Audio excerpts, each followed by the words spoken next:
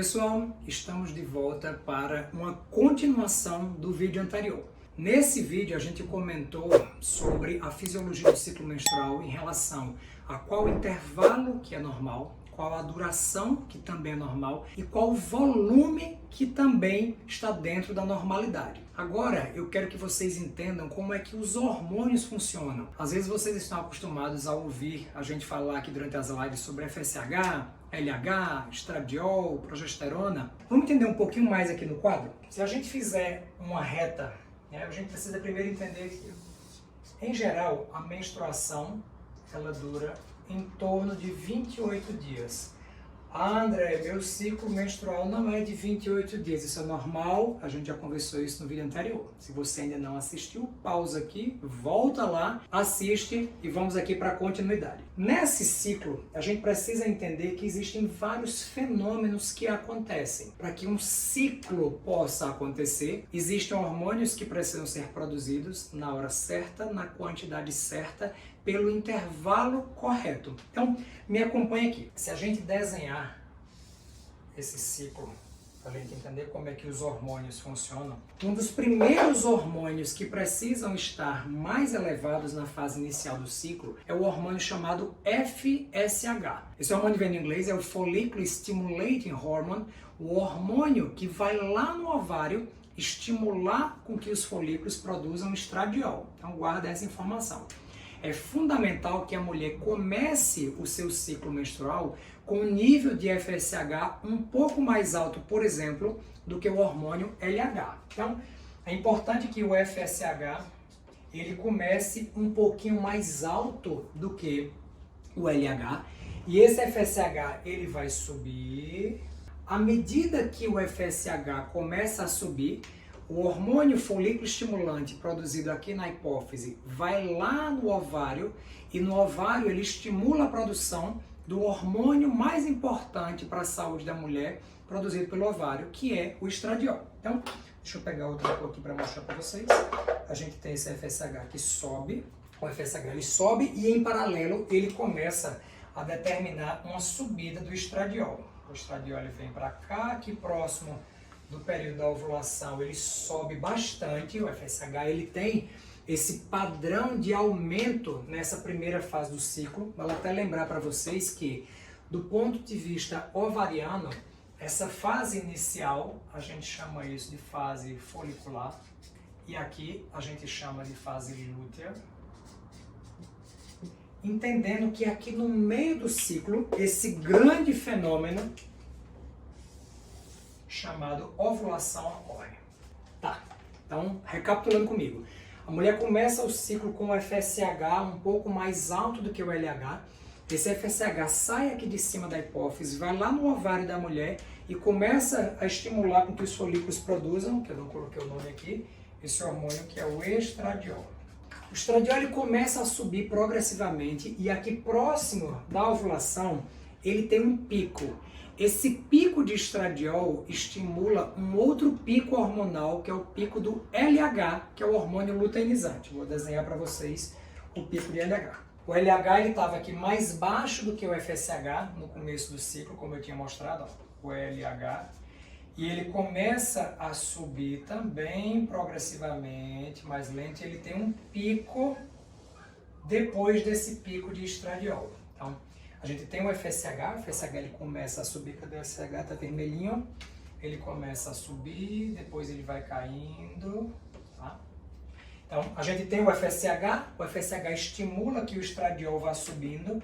Esse pico de estradiol no meio do ciclo é fundamental para levar um feedback aqui em cima para a hipófise, e aí na hipófise vai determinar esse pico de LH. Sem pico de LH não existe o fenômeno da ovulação. Então, isso a gente vai comentar numa aula mais à frente. Por exemplo, as pacientes com a síndrome dos ovários policísticos, com a SOP, não tem pico de LH. E por isso, grande parte dessas mulheres permanecem em anovulação crônica. Depois daqui, esse LH vai caindo, ele vai permanecer baixinho, ele só começa a subir no finalzinho do ciclo um pouco.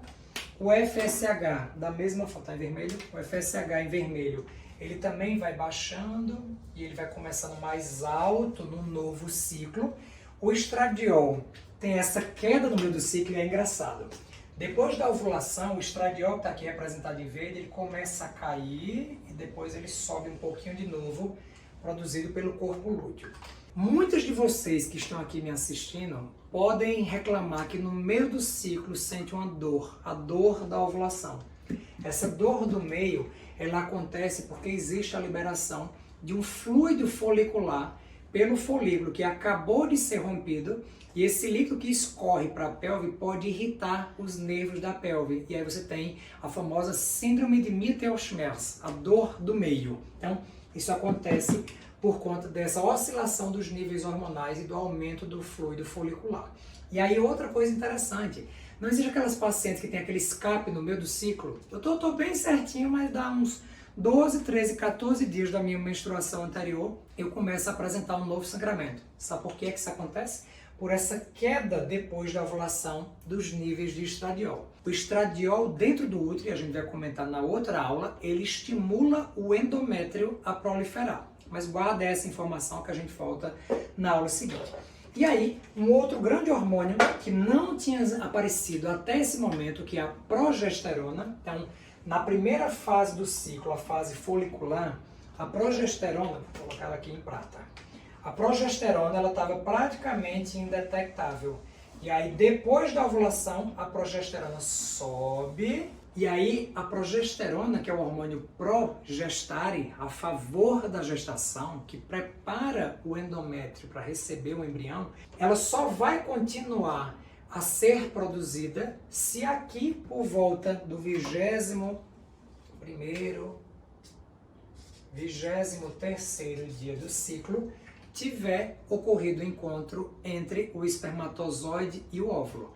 Porque se houver esse encontro aqui e a anidação, o beta-HCG começa a ser produzido e sinaliza para o corpo lúteo, que é o remanescente do folículo que produz progesterona, a manter a produção de progesterona até que a placenta assuma essa função mais à frente. Se a progesterona, que está aqui em cinza, ela não for estimulada a continuar a sua produção porque houve a fertilização e a anidação, esses níveis de progesterona vão cair para que um novo ciclo menstrual possa acontecer. Quais são as informações importantes? Dentro de uma paciente que eu estou querendo investigar infertilidade, é interessante eu avaliar se a progesterona, que está aqui em cinza, clarinho, ela está a nível normal entre o 21º e 23º dia do ciclo.